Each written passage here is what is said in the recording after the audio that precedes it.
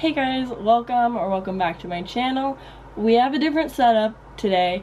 I'm literally racing the clock for sunlight right now, so I'm sorry if the lighting changes and maybe gets a little bad. I feel like my wrap-ups are never quite like as high quality as my other videos. Wrap-ups are typically just a very chill time on my channel of talking about the books I read, either raving about how much I love them or ranting about how much I absolutely hated them. There's just no in between. Another elephant in the room, besides the different setup, because I'm just trying to be different, my voice does sound different because I lost it earlier this week and I'm still getting it back, so it's much deeper than normal. We're just rolling with it. I need to get content out for you guys, so we're just gonna deal with it. Alright? Great. Let's get into this video. I'm long overdue for this at this point. My June wrap up. Oh my goodness. Let's talk about June. What happened in June? My reading slump continued. I thought I was out of this slump. I keep telling myself to this day that I'm out of my slump, I'm ready to go, and then I just don't want to read. I haven't been in the mood. Nothing has like beyond piqued my interest. It's just not been my time to shine reading wise. But I thought might as well come at you with some stats this month. I think I want to implement these more often in my monthly wrap-ups, just so you guys can see how my reading's going, just so I can easily track my reading. And yeah, I'm still going to continue my quarterly stats and so on and so forth, but yeah, thought I'd include a couple here too just because they're fun. So the first statistic that I need to mention, the big one, I read 16 books in a reading slump.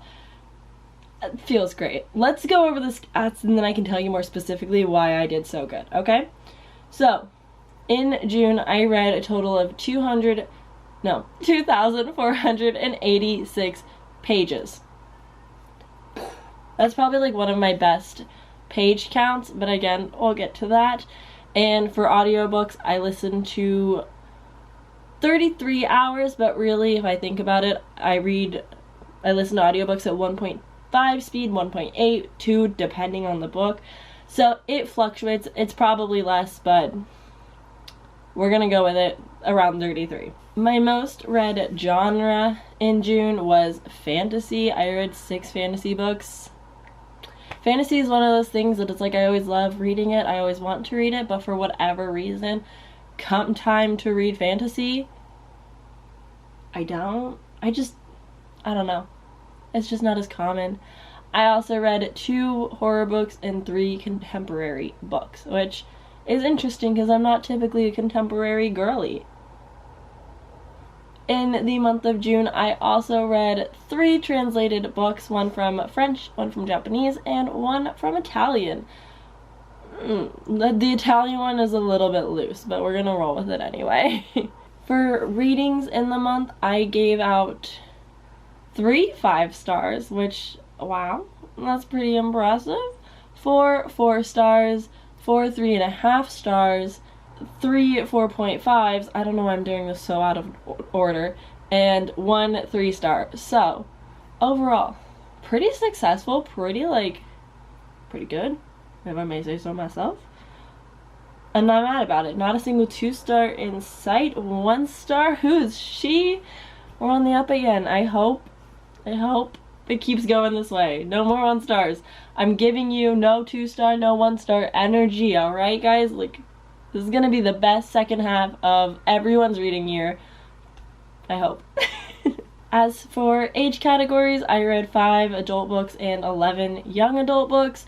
That feels pretty on par. I feel like a lot this year I've been leaning more towards adult books, which I didn't know that about myself, but I'll just like pick up random books and find out they're adult and I'm like, cool. But I still do enjoy a good YA book when I can. I'm not quite in that cusp of like, I'm too old for YA. I enjoy it sometimes. It's a good time. I like younger protagonists and stories, and sometimes they're a bit more lighthearted overall, you know?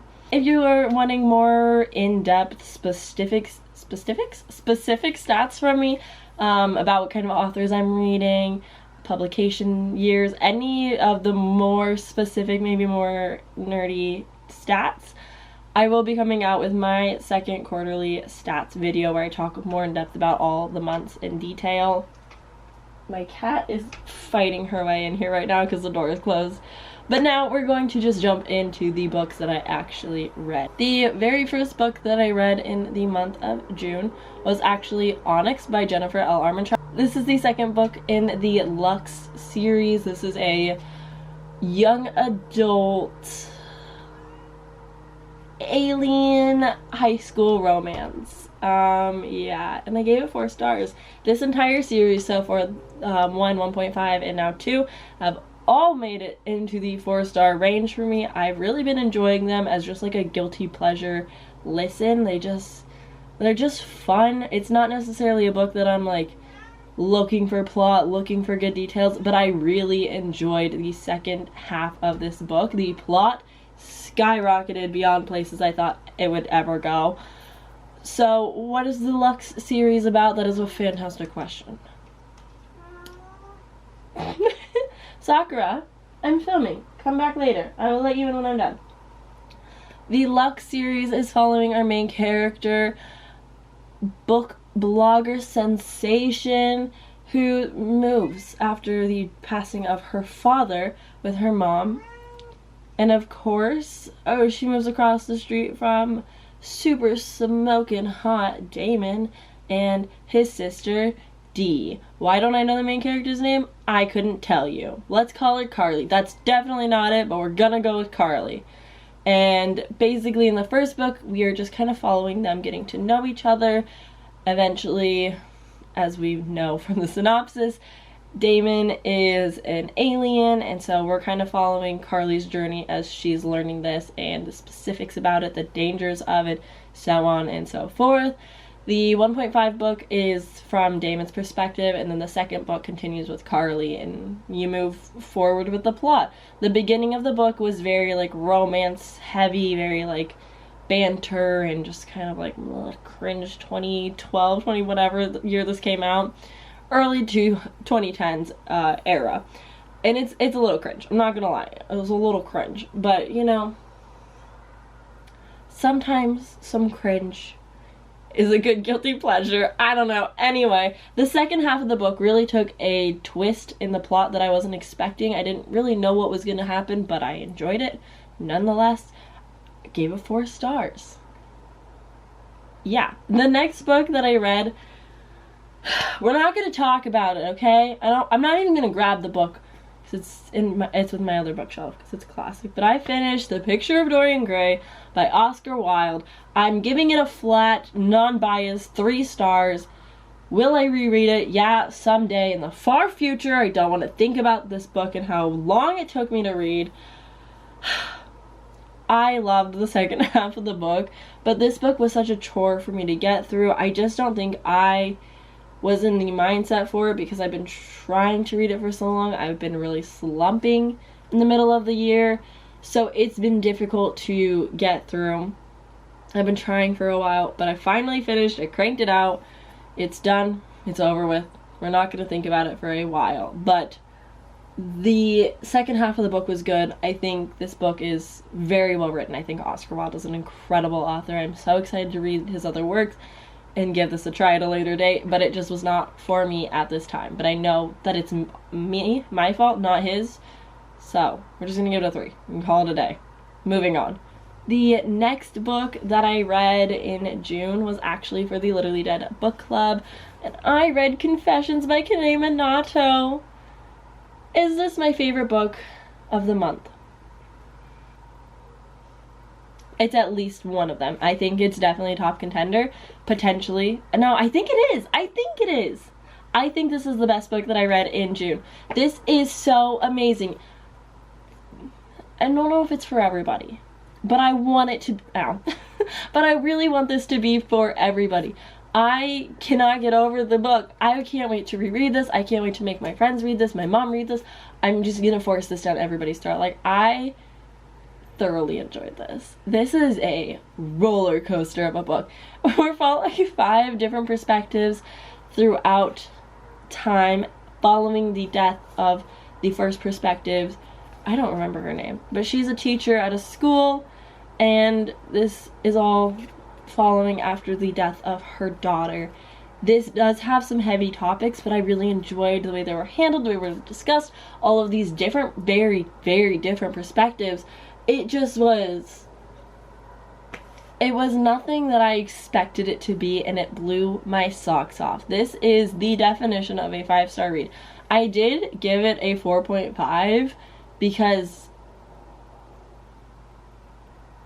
No, I don't know why I gave it a 4.5, but I did. But I think it should be a 5. I think I'm going to bump it to a 5. It's a 5 on Goodreads. We're just going to call it flat out 5. This is one of my new favorite books. I cannot wait to read it again. Yeah, that's all I'm going to tell you. There's no more plot. You don't get it. The next book was kind of like a filler book to get me started for a specific vlog, which we'll talk about in a minute. But I read Aether by Jessica Chioffi. Also known by the pen name Loputin.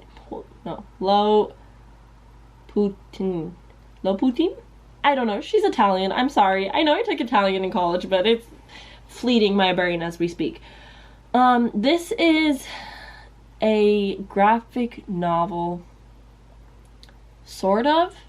This was a stunning picture book with a very short graphic novel in the end that was very, very, very poorly translated on, I'm assuming, Scrib's end. It was a disaster. It didn't go well. I did mention it in my vlog and kind of like showed what it looked like, but like words were overlapping. It just wasn't done well. This was an ebook. The artwork though was absolutely stunning. She has a very Italian mixed with Japanese art style. It is stunning. It's definitely a bit like older. There is some nudity, but it is beautiful artwork. This is not a book that I'm rating just because like it's really just like a picture book, but because there are some words in the back, and I have read, like I know some Italian, so I tried reading the best I could, but the overlapping words just made it really difficult. But I still wanted to say that I like read this so I don't forget about it in the future, but I'm not rating it. I did bump up my Goodreads to 101 books for the year instead of 100 solely because of this book, because it's gonna throw everything off whack, but I'm not really counting it as a book read. So when I say things like I read so many pages, I read so many pages, but I read very few words. It's different. The next book that I read was a very, very, very, very, very short story on Scribd. This is an ebook that I just kind of decided to pick up on a whim for no good reason. It just sounded kind of good. I wasn't tired one night, just wanted something really quick I could read, and I picked up Little Monsters, a Halloween story written by Russ Anderson Jr. Oh my goodness. This is a short story. It's so few pages that I don't want to give it away. It's like 30 or something pages, if not less. But this is a spooky, perfect Halloween story that follows a very eerie take on trick-or-treating and Halloween night. And I'm just gonna leave it at that. I promise you it is spooky. I promise you that it does kind of give you that like, oh my gosh. I thought it was a very interesting take that I've never thought of for trick-or-treating. I rather enjoyed it. So I do recommend it. I gave this 4 stars apparently. For how short it is, that does kind of surprise me, but I really enjoyed where it went. It had me engaged the entire time. Sometimes short stories you're kind of like, whatever, I'm just reading it, but this one I was like hooked. I was like, oh my gosh, what's happening? What's going to happen? This is crazy. So I do recommend it. I really enjoyed. And then that kind of flowed into my potentially favorite vlog that I've done so far this year, which was my whatever-a-thon 40-hour readathon, where I read nothing but LGBTQ graphic novels. I have been interested in graphic novels. I read a handful in my time, but this was like my big moment for graphic novels to shine, and oh boy did they shine. This was such a success of a video. I was so pleased. So to kick all of it off, I read Mooncakes by Suzanne Walker, and I gave it 3.5 stars. I think to kick it off, this was a good one to start with. I really enjoyed the characters. I loved the artwork. I really enjoyed the plot. which is basically following our main character who works with her aunts in their little magic shop. They have a little magic bookstore, which, like, the vibes.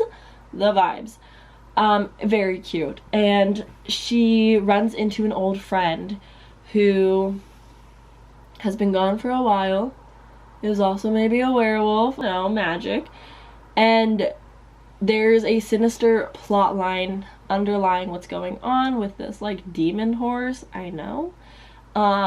It's very cute. I think the ending was rather rushed. I think it could have been drawn out a little bit more. A few more pages would have done it so much good.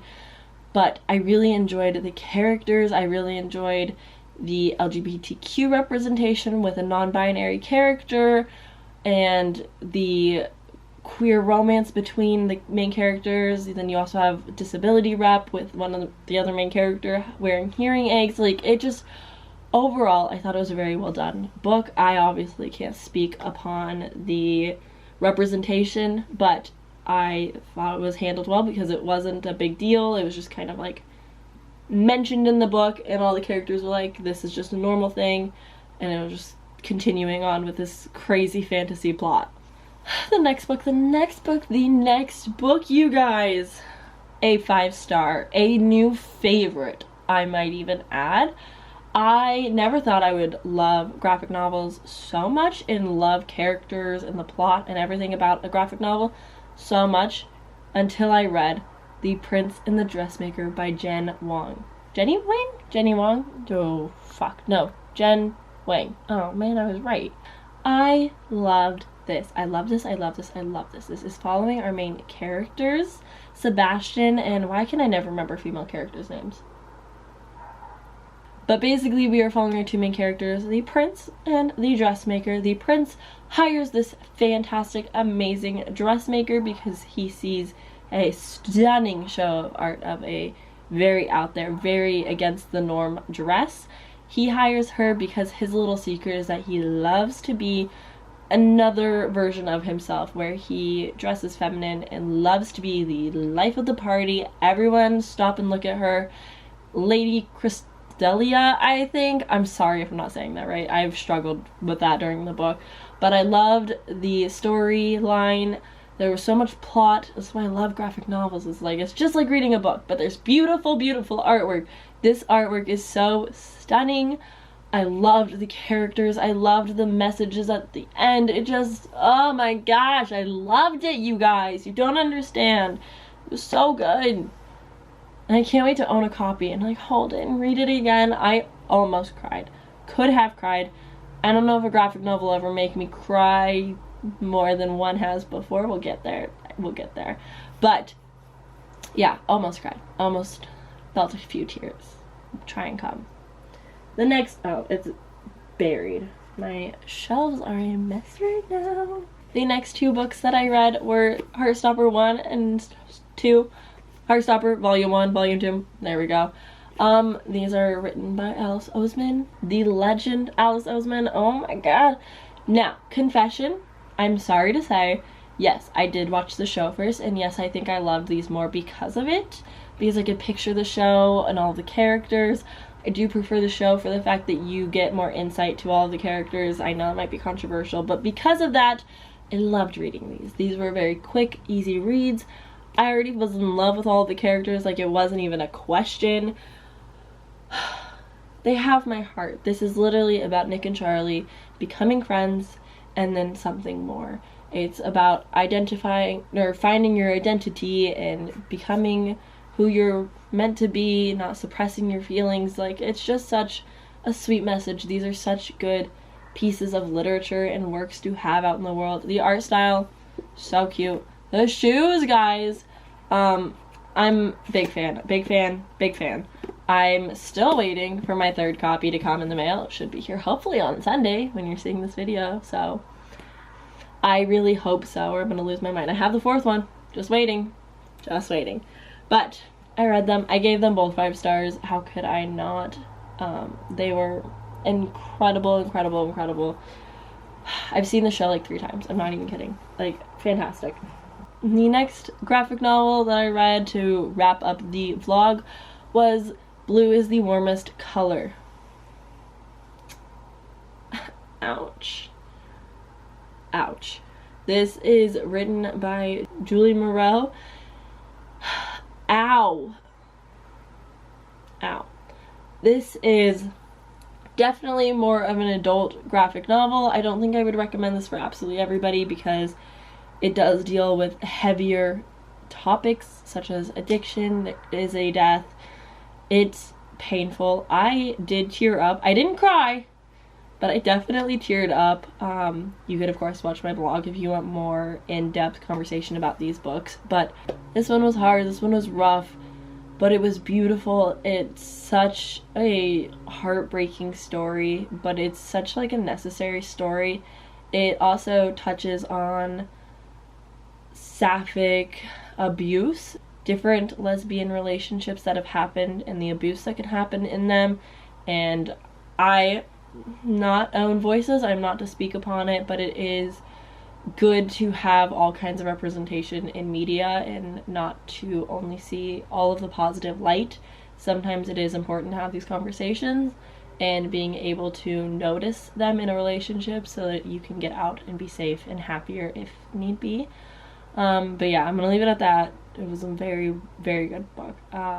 I do recommend if you are okay with all the topics that are being discussed. The next book that I listened to was The Midnight Bargain by C.L. Polk. This is a book that I actually soft DNF'd last year. I just was not vibing with it. I hated the voice of this like little sprite character. I couldn't do it. So I ended up soft DNFing this, but it wasn't because the story was necessarily bad. I thought it was a bit slow. I wanted a little bit more from it. But I finally gave it another try now that I'm a bit more accustomed to listening to audiobooks. I was able to listen to it at a much faster pace.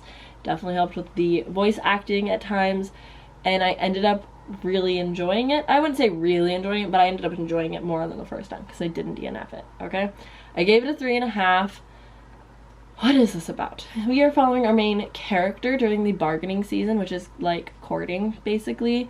And it's the bargaining season, and she has had a very difficult time with coming to terms with the fact that she needs to marry a man because that's what society says. But if you are a woman, you have to give all of your magic up to marry a man. He, I think, takes your magic, and you are magicless. You are this like little necklace to hold in all your powers, and you're just an ordinary gal. I really enjoyed her struggles with this. There is romance. The romance love interest sister is very fascinating because she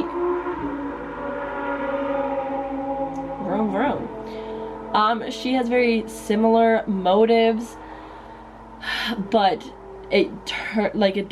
for different reasons, and it just goes differently. I really enjoyed the ending. It was much more fast paced. I really enjoyed all that was going down.